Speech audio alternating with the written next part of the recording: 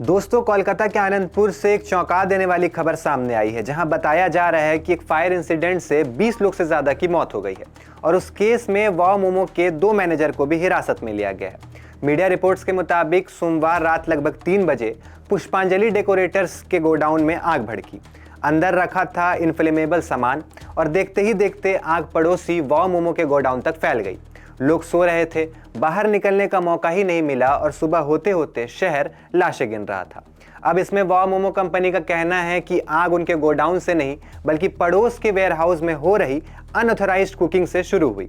वाव मोमो का यह भी दावा है कि उनके प्रेमाइसिस फायर सेफ्टी नॉर्म्स के मुताबिक थे, जबकि डेकोरेटर के गोडाउन में यह बेसिक सुरक्षा व्यवस्था ही नहीं थी।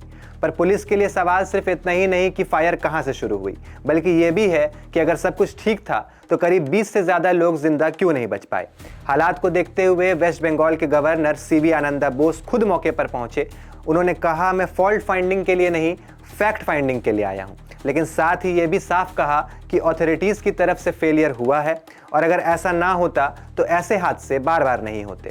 गवर्नर के शब्द सिस्टम पर एक गंभीर सवाल छोड़ गए हैं। साथ ही सियासी आंख भी तेज हुई जब बीजेपी के सीनियर नेता शुभेंदु अधिकारी ने नरेंद्रपुर में बड़ा प्रोटेस्ट रैली निकाला और हजारों कार्यकर्ता सड़कों पर उतर आए। अधिकारी की मांग है कि वाव मोमो के ओनर्स की गिरफ्तारी की जाए और मिसिंग लोगों की पूरी लिस्ट पब्लिक की जाए।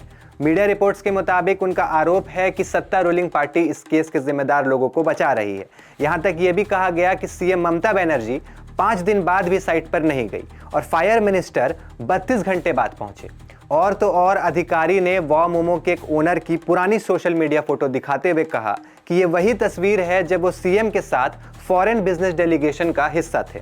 तो दोस्तों, ये मामला अब सिर्फ एक फायर एक्सीडेंट का नहीं रहा, ये सिस्टम वर्सेस जिंदगी का केस बन चुका है।